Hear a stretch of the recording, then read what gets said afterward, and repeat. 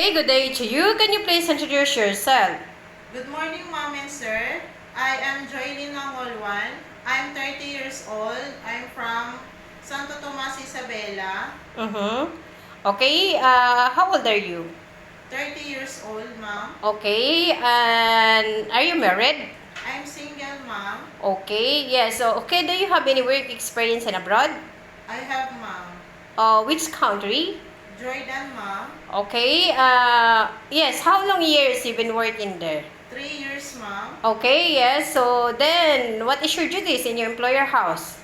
My duties there, Mom, is cleaning, Uh-huh. ironing clothes and dishes, Uh-huh. marketing, Uh-huh. gardening, Uh-huh. cooking. Uh-huh. Okay, yes. So how many members of that family? 4, Mom. Okay, how many children they have? 1, Mom. Okay, and what else? 1 elderly mom Oh, and husband okay. and wife, Mom. Okay, yes. So they are four. Yes. So one elderly, how old?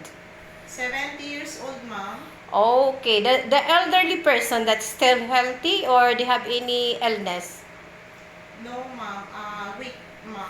Oh, so just a week. So yeah, so you are accompanied with the elderly and also at the same time you taking care the young children. Yes, Mom. Okay, yes. So yes, you do cooking also. Yes, Mom. What kind of food you can cook? Arabic food, Mom. Oh. Sometimes Chinese food, Mom. Oh, so you know how to cook a Chinese food. Yes, Mom. Sometimes. Okay, what kind of Chinese food you know? Sweet and sour, Mom. Mhm. Chinese food. Mm-hmm. Sweet and sour, that is international dishes. Yeah, so fried noodles. Yes, Mom. Okay, yeah. So are you capable to taking care of young children or newborn baby? Yes, Mom. Okay, yes. So, yes, can you tell me how the way you taking care the young children? I change the diaper, Mom. Check if the clothes is wet and dry. Mm-hmm. Care the children.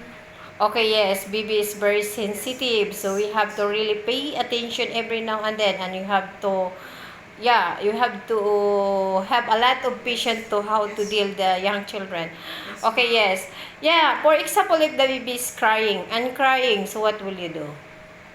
Uh, Yeah, if the baby is crying, so what will you do? Maybe you have to check. Maybe there is something wrong. yes, Mom. Okay, so what will you do? The diaper if it's wet or Mm-hmm. and if it's hungry Mm-hmm. or if there's a fever, Mom. Oh yes, if that the baby have a fever or there's something wrong, so what will you do? Check the fever, Mom. I check the if it's there a fever by thermometer, Mom. Mm-hmm. Yes, if that get fever, so what will you do? Call the mama. Call the madam and sir, Mom. Yes, that very important one. You have to call immediately to your boss. You have to inform that the baby is not feeling well, and you have to do is write the instruction or give a first aid. Yes, Mom. Can you sing a song, a nursery rhymes? Yes, Mom. Okay, go on. Wet Okay, go on, for please. my sunshine, my only sunshine, to make me happy and must our friend, and almost you and Okay, thank you very much about that. Okay, yes. So why you want to go to work in Hong Kong? I want to work in Hong Kong because Hong Kong is the best country to work when it comes in domestic helper. Yes, Hong Kong, they offer a high salary. Salary. Yes, of course. And also a very nice country. Yes, Ma'am. Okay, then, if you get hired, so do you have any message to your future employer? Dear Mom and Sir, choose me as your helper because I'm trustworthy, Mm-hmm. loyal, hardworking, Mm-hmm. flexible, patient, and honest, Mom. Yes, to promise that you finish your 2 years contract or more. Ma'am. Yes, okay. Yes, Hong Kong, they have holidays every week for the domestic helper. That if your employer requests not Saturday or Sunday, your day off, are you willing to do?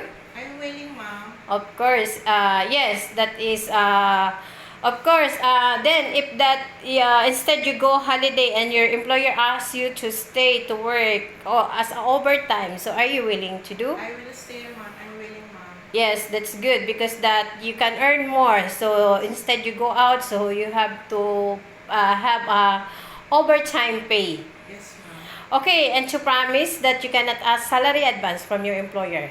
I promise, ma'am. Okay, that's good. And to promise that you cannot involve in ibang finance in Hong Kong. I promise, ma'am. Okay, that's good.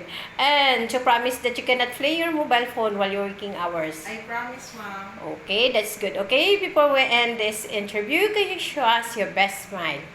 Thank you.